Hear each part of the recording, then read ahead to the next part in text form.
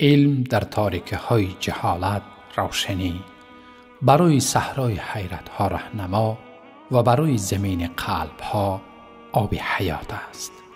عالمان در هر جمعیت چون ستارگان آسمانند، توسط آنان مردم راه سعادت دنیا و عقبی را پیدا می کنند.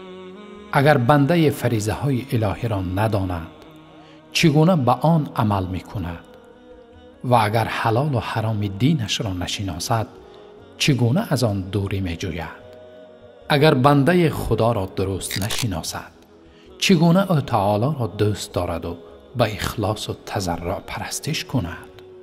بنابراین خداوند عزوجل آموزش علم دینی را فرض نموده چنین فرموده است: فلولا نفر من كل فرقة منهم طائفة ليتفقهوا في الدين ولينذروا قومهم إذا رجعوا إليهم لعلهم يحذرون. یعنی چرا از هر جمعیت گروه رهسپار نشوند تا علم دین آموزند و چون به نزد قومشان برگردند آنان را هشدار دهند باشد که از مخالفت خدا و عذاب آخرت بپرهیزند. سوره توبه آیه 122.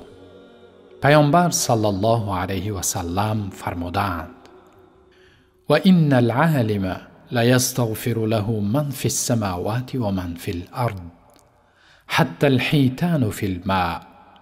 رواه الترمذی و ابو داود. همانا برای عالم همه موجودات آسمان ها و زمین، حتی ماهی های بحر و در روایت دیگر حتی مور در خانه‌اش استغفار یعنی طلب مغفرت میکنند. روایت امام ترمذی و ابو داود. پیامبر ارجمند صلی الله علیه و سلم راه طلب علم را برابر رفتن در راه جنت عنوان نموده فرموده اند: من سلک طریقا یبتغی فیه علما سهل الله له طریقا الی الجنه. هر که به قصد کسب علم راه رود خداوند راه جنت را برایش آسان می سازد. آسان گشتن راه جنت بدو معناست.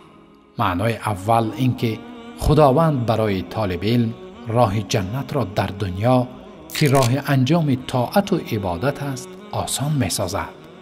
او را توفیق طاعت عطا می کند که طاعت با فضل و رحمت خداوند سبب به جنت رسیدن او می گردد.